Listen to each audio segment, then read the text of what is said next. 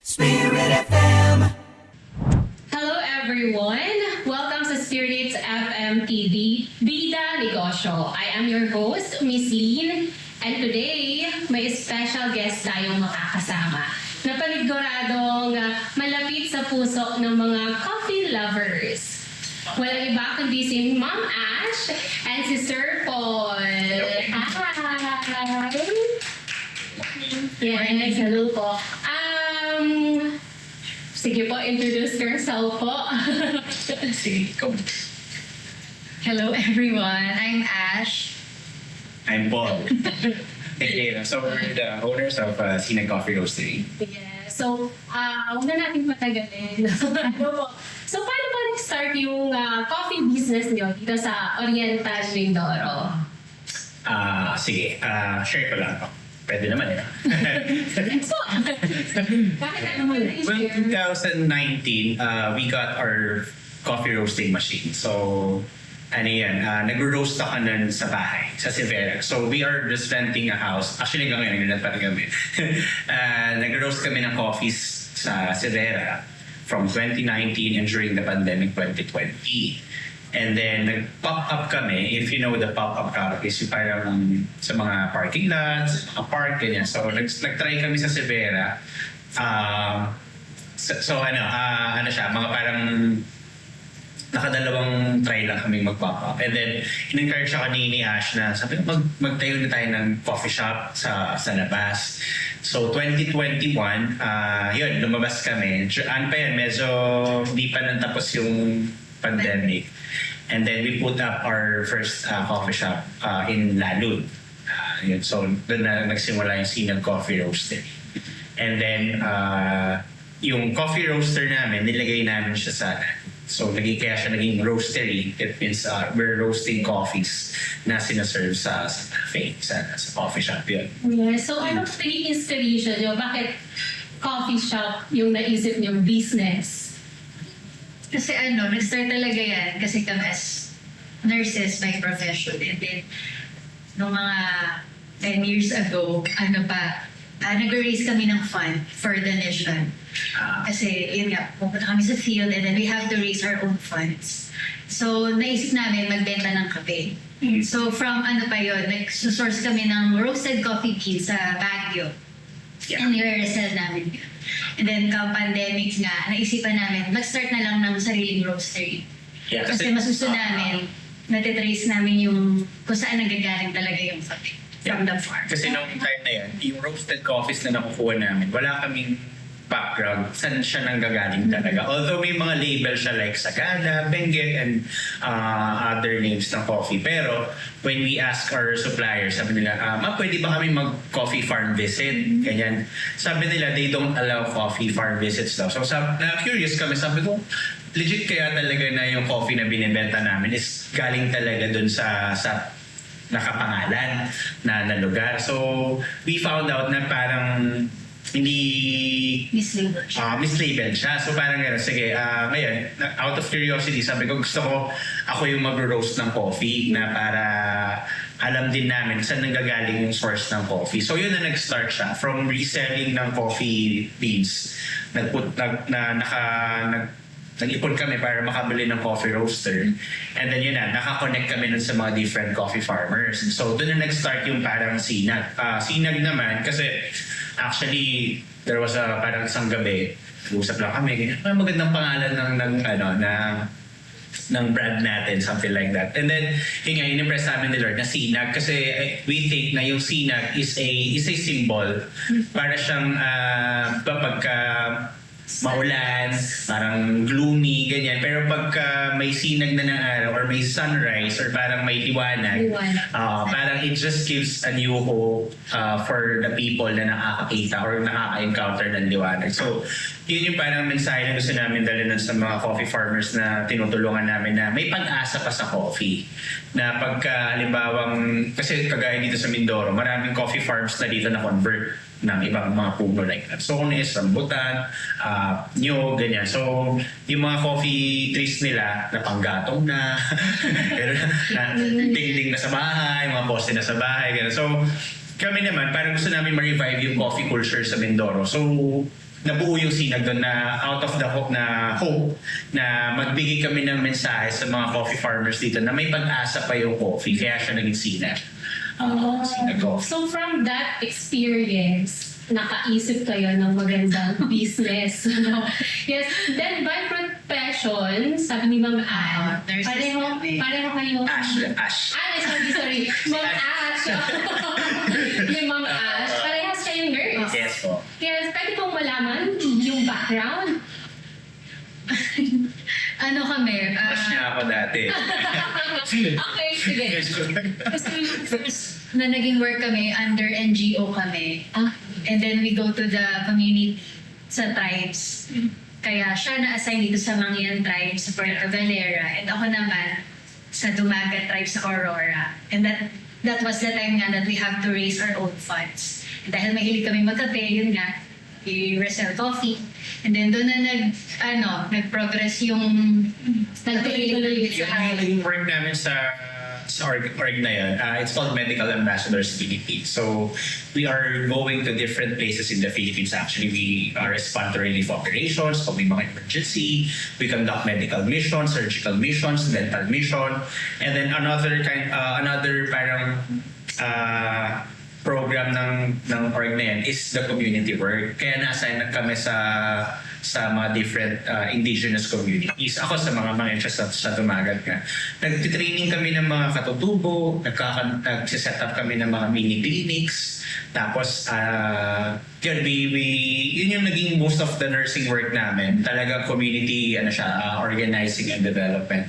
Napagkakamalan pa kami NPA dati. Kasi wala lang yung mga pinapuntahan namin. Tapos natutulog kami sa community. Then, pag may mga problema sa community, kami talaga yung parang first responder. Kami yung parang atawagan namin atawagin nila sa amin sa community. Doc Paul, ganyan. Doc Ash, ganyan.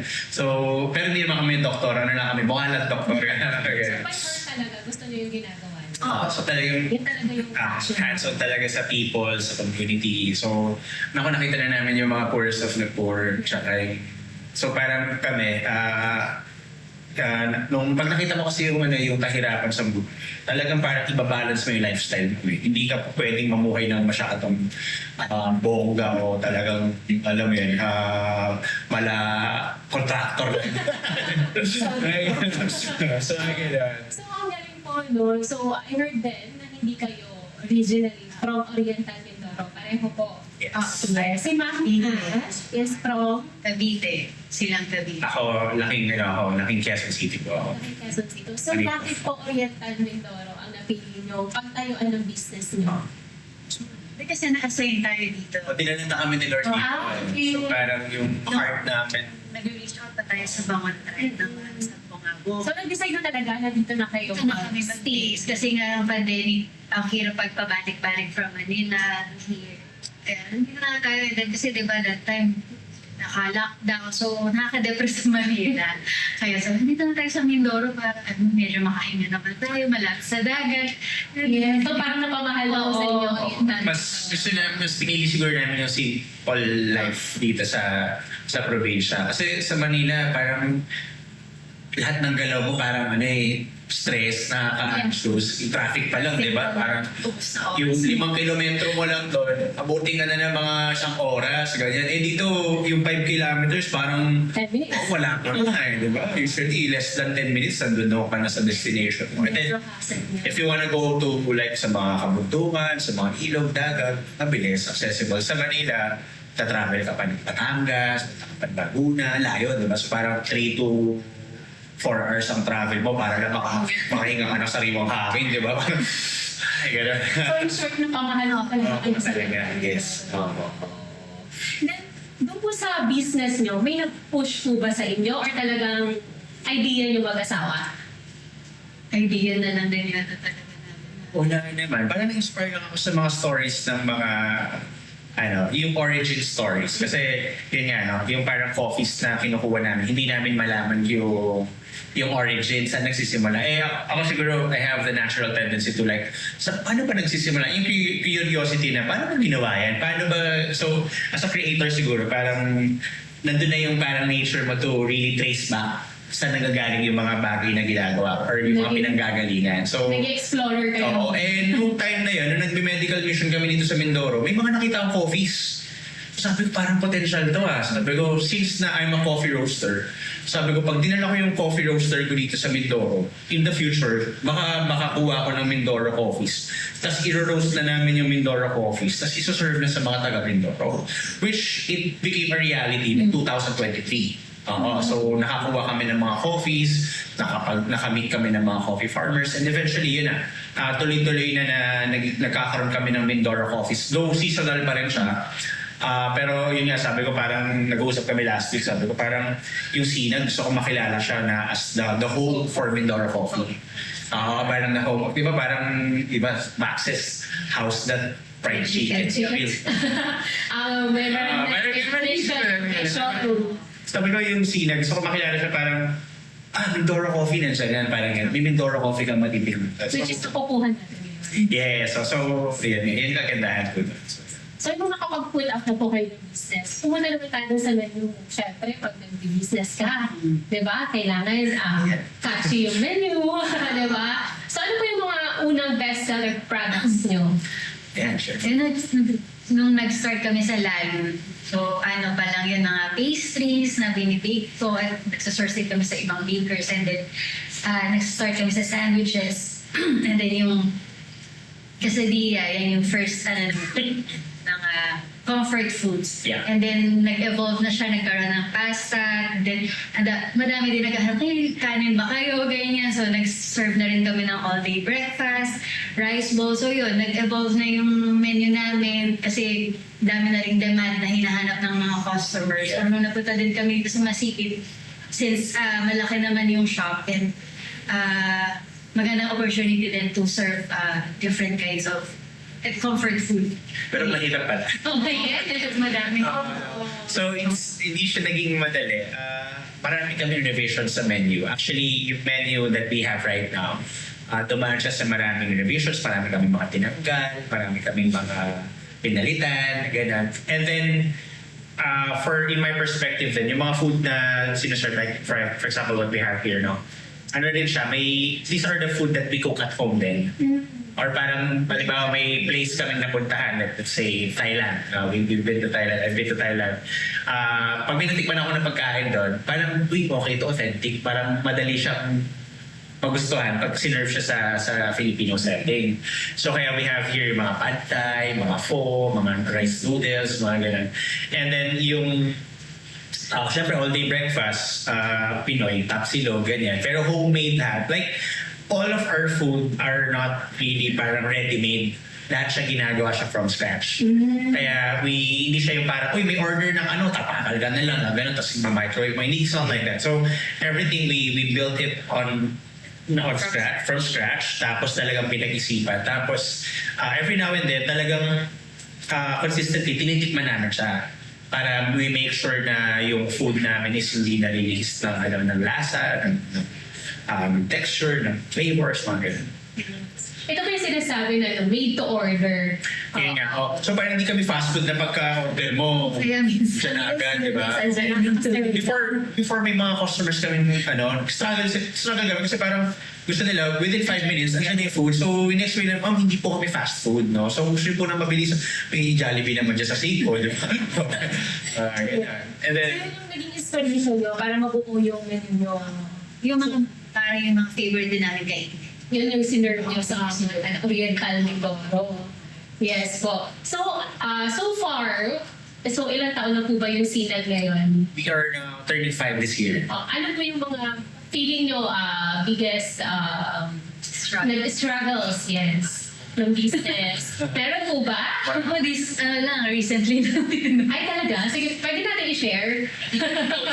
Then, well, as a young business owners, no, so hindi namin masasabi na we are really expert in running a business. Kasi coming from a nursing profession, tapos naging restaurant, and sabi nga ng iba, pag meron kang business na papasukin, ang isa sa pinakamahirap is the food business. So ngayon na-realize namin na where we are right now, nasa food business na pala kami. Na parang, grabe, wala nang atrasan. So isa sa mga challenges siguro talaga is yung, kasi diba tumataas yung bilihin? Oo, yeah. So parang at a restaurant level, if you want to survive your restaurant or your food business, dapat may certain percentage kang ma-maintain para yung food cost mo is hindi maging masyadong malaki or magastos. Kasi sa food business, pagka meron kang, like usually the threshold is around 30 to 40%. Pero pag lumalagpas ka above that, like 50-60%, ang dami nang maapektuhan sa business mo. Like yung operational expenses mo, yung papapasag, yung marami. No? So, kami, ngayon pa lang namin natututunan how to really really be smart enough to do some purchasing, sa inventory, monitoring, lahat, no? So, kasi nung mga first few years namin, like first 3 years sabihin natin, or hindi namin masyadong pinapansin yun. So, ngayon, parang lumalabas na, kumikita naman kami, may sales, pero bakit parang hindi, walang pumapasok masyado sa bank accounts namin? Kasi para yung pala, ang laki ng cost namin sa food na hindi namin siya na-monitor previously. So, madan kami ng mga business classes, mga business coaching, na parang talaga palang dadaan ka sa point na yun na parang grabe, okay ka pero biglang Yung gagawin. tipping point. Pero pag hindi mo na-identify kasi yung mga errors or yung mga parang pitfalls or yung mga parang challenges na yun, sumuko ka na lang basta wala na, sarado na yung business mo. No? Pero kami, parang buti na-identify namin. Hanggang ngayon, we're still, Sa process kami na. nasa process kami ng everything. Oo. Kasi yung correct system and correct processes, yun talaga yung inaaral namin ngayon. So without that, your food business will most likely fail. So, Ayun pa, praise God naman at Oo nga eh. Kasi talagang dumating din sa point na awa na Diyos hindi naman yung parang iniisip namin next week sahod na naman. Oo, parang nabili na namin ng inventory, ng supply. So parang ang hina pa nun ng benta. Wala pa kami ng Facebook ads, wala pa kami ng talagang proper marketing strategies. So recently lang kami nag-effort na, sige nga mag-Facebook ads na lang din or maggawa na nga tayo ng mga other promotional, kasi nga, ang sinag ngayon, tago eh. Diba? Para siyang, hindi kami parang along the highway.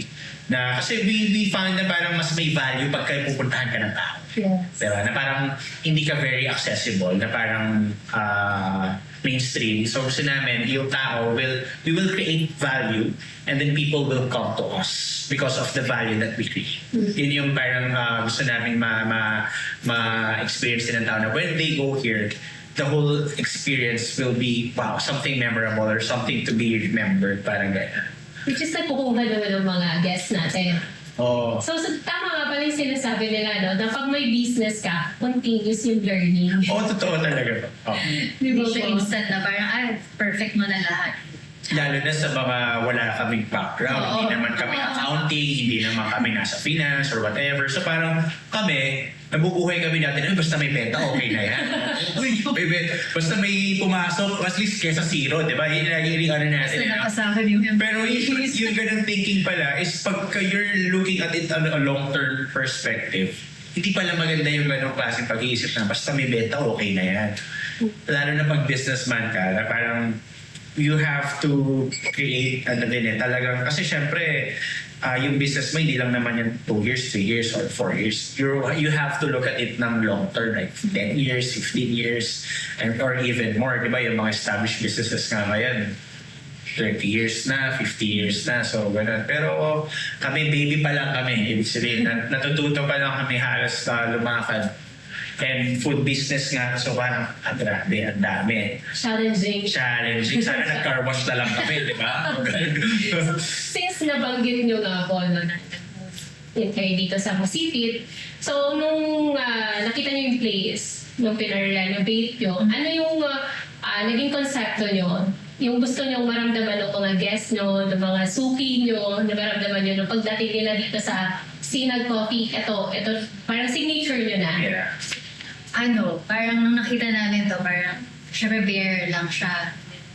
Yun, na-foresee na namin na this will become like, pag pumasok ka dito, parang iba yung ambience, iba yung mararamdaman mo, parang you'll be restful, parang, and then, yun nga, yung mga artworks na makikita natin sa around, sa wall, parang it's a all around parang experience ng yung feast sa eyes, feast sa yung food, sa taste, and then Parang ano siya, body, mind, spirit. parang gano'n. Parang when you enter Sinag, una pala, may coffee shop pala dito. Pero yung vibe dito is very warm, very welcoming, and family-centered din siya.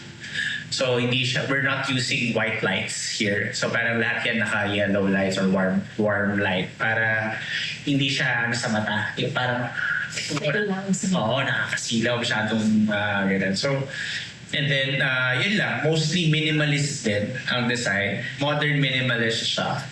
And then, sa pagdating naman sa food, mostly mga comfort foods tsaka mga homemade foods yung pinaka-offer natin. So, sino pong nakaisip? Parehas naman. Pares nagkasundo naman kami. Combination talaga. Pero mahalaga na if you want to design something, you get inspirations pa rin. From online, sa mga nakikitang sa mall, yung mga, uy, gaganda naman ito. Kasi siguro yun nga, parang as an artist, parang makikita mo yung beauty in your surroundings na po pwede mo rin siyang i-replicate or parang kuhanan ng inspiration para pag ginawa mo siya, masaya ka, masaya din yung nakakakita ng gano'n ng ginagawa. Since pag-start na kayo, kumbaga sabihin na natin, medyo malayo pa, pero malayo na, no? Sana. Yes. Oh. So, sa mga nagplano, nag-iisip, magkaroon ng business, kahit anong business. So, ano po kaya yung pwede natin i-advise since kayo mga business owners? School of Hard Knocks ba to? Sa mga nagbabalak mag-business, huwag niya. Kasi as long as you have your vision with you, and then yun nga, dumarating sa point na hindi lahat susuporta sa'yo sa vision mo. Pero you know, you're very confident that you trust yourself na ito yung gusto mong gawin talaga. Subukan. No? And then along the way, hindi yan laging success, hindi yan laging paldo. No? Talagang darating din sa point na may hirapan ka. That's part. I mean, walang business na dadaan sa walang business na parang naging successful na parang walang maghihirap or challenges na may experience. You have to welcome it. Kasi if you don't welcome challenges and struggles, wala kang room for growth. No? Parang hindi ka lalago. So every challenges and struggles, yan yung nagpapa-expand sa'yo as a business owner or as an entrepreneur. Kasi kagaya kami, feeling namin dati naging okay kami. Complacent na kami, parang wait, okay na, kampante na kami, meron na kami, kumikita na kami and everything. Pero hindi namin masyadong pinapansin na may problema pala kami. No? So yun din yung isang bagay na pagka sa business, naging kampante ka masyado. Danger zone din yun. Kasi wala ka nang isa-strive na parang lahat ng gagawin mo, relax ka na lang. Hindi ka na mag-e-effort to become more excellent in what you do. Hindi ka na mag-e-effort na ma-master mo lahat ng ginagawa. Pero sa mga young business owners, you have to keep your vision and clarity na kung saan mo talaga gusto pumunta. Yung business mo ba to pantawid gutom lang? Or yung business mo na to is to create employment? Or yung business na to is to create social impact? Or community, yung talagang yung buong community maapektuhan or magbabago yung mga nasa paligid. Marami kasing businesses. So whatever businesses man na piliin nila, basta you have the vision, you have the clarity, and then alam mo yung purpose mo, dapat naka-anchor din sa purpose na binibigay sa'yo ni Lord. Diba? Kasi pagka yung purpose mo para sa sarili mo lang, I'm sure limited yung business or yung blessing na ibibigay sa'yo ng Diyos. Pero pag nakita mo yung business mo is something that you will steward to be a blessing sa paligid mo, yun yung mas ibubuhos ni Lord yung pagpapala sa business ka. Whatever it is, magsimula ka man na fishbowlan, barbecuehan, pancit cantonan, whatever. Basta yung vision mo, yung purpose mo is malinaw. I'm sure malayo mararating. Yeah. So, yung vision ng Sinag Coffee, after 5 years, ano may isip niyo siya? more branches. Wow. Oo. Manifesting. Yes. Amen. Well, dati nga nung tinanong, ano bang plano mo sa business para sa Sinag? Parang dumating sa point na parang, wala na ito na yun eh. Ito na lang kami, masaya na kami dito. Parang ganun. Pero, actually, dream come true na siya. Kasi, most of the businesses parang dinidream pa lang nila to. Pero kami, we're living the dream na. Pero, we believe that God has more purpose for us to bring more of this kind of experience sa ibang lugar. So siguro 5 years from now, we're looking at, siguro sana may 5 branches na tayo. We're actually praying for a franchise. Nagtatanggap ba kayo ng Inaaral na namin yung area na yan na to open, consider mo namin? to become a franchisor. And then once we develop a bulletproof system, operations, then we can open it to public na, sige, if you want to like franchise Sinag, then by all means, let's sit down and let's talk about business. Ganyan. So yun yung nakikita namin na opportunities din. So para mas makilala pa namin kayo, since kayo ay mga owners ng Sinag Coffee. Quick question. Sige. Hot coffee o iced coffee? Si Ma'am Ash muna. Ako hot. Hot na hot. Bakit pa yung pagkakasabi ni Sir Paul? Ay, grabe. Hot na hot. Kasi ba yung tingin niya kay Ma'am Ash? Ako siguro depende sa mood. Pero usually, tubig. Water. Hot din. Brewed coffee or latte? Ay, latte ako. Brewed coffee. With milk ako, with milk. So kahit black lang ako black. Yes. So, yun sir. Baka saan mo tayo pwedeng makita? Pwede po tayo mag-promote? You can reach us sa Facebook at Sinag Coffee Roastery and Cafe. And sa Instagram, Sinag Coffee. Yeah. Wala ako kaming TikTok eh. Wala pa kayo. We also have a website where you can purchase coffee beans sa sinagcoffee.com. Yes. We are located in Masipit, Calapan City. Gate 1, Richville Garden, Masipit, Calapan City. Oriental, Mindoro. Yeah. Yes. Thank you so much. Thank you So much, Ma'am Ash and Sir Paul. Salamat din po. Guys, mga ka-Spirits FM TV, Bida Negosyo. Ako po si Miss Lynn. Tara, kwentuhan tayo. Thank you so much.